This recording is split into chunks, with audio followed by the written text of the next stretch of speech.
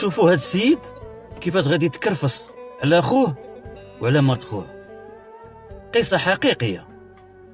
واحد البنت مسكينه خدامه في واحد المحل ديال الحوايج، ماشي ديالها غير خدامه فيه، كتبيع وتشري. وغادا جايه لذاك المحل، وفي ديك الزنيقه كاينه واحد الدار فيها واحد السيد عايش مع مو با وخدام. واحد السيد الله عمرها دار درويش.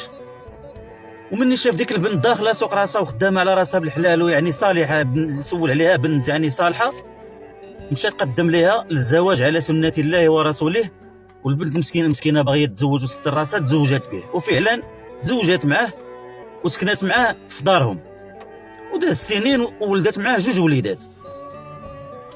وهاد السيده كتعاود بان هاد عجوزها هادي قالت لك كتمنى غير تهضر، ما كتسمعش الصوت ديال عجوزها. كتقول لك عجوزها واحد الانسانه اللي الله عمرها دار، واحد الانسانه يعني بحال الام.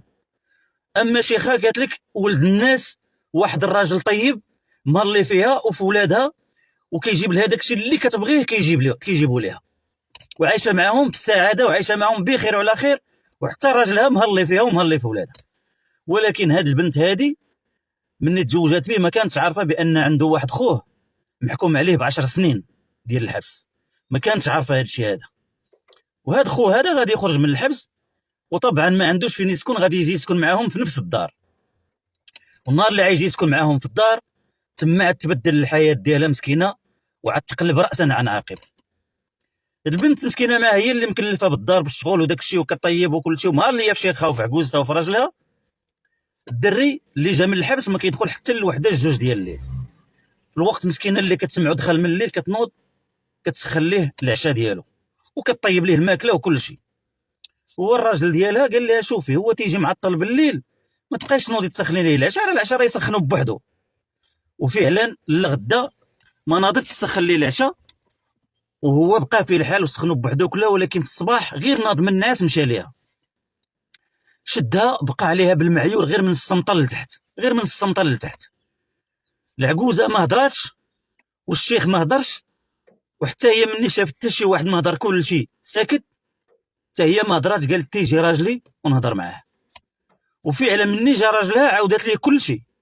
والغريب في الامر ان الزوج ديالها حتى هو ما هضرش، ولقات بان الكرامه ديالها تمرمدات في الارض، وحتى شي واحد ما قادر ياخذ ليها حقها.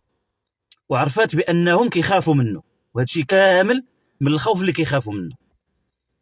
ومشات. رانا هذيك الليله عاوتاني جا معطل بالليل، وراجلها ناعس مسكينه هكا دق عليها الباب ما بغاتش الحل، ولا دق عليها الباب وهي تحل. قال لها دوزي سخني لي العشاء.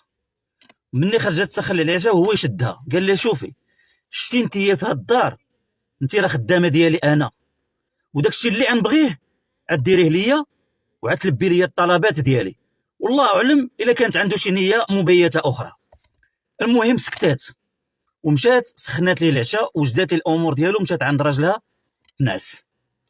وفي الصباح قالت لميمتها، قالت لها ميمتي على عجوزها، قالت لها ميمتي علاش كتشوفوا ولدكم كيتكرفص عليا وانتم كتسكتوا، حتى شي واحد ما كيهضر معاه. قالت لها شوفي بنتي، لا جينا نهضروا معاه هذاك راه مريض، ولا هضرنا معاه غادي يوقع شي مشكل كبار من هذا، وغيوقع شي مشكل كبر من داك اللي دخل على قبلو للحبس 10 سنين. قالت لها ميمتي وانا دابا غنبقى صابر على هذه المعاناه. قالت لها بنتي ما عندك ما ديري، صبري واحتسبي لله سبحانه وتعالى. والبنت مسكينه سكتات وكملات الموضوع.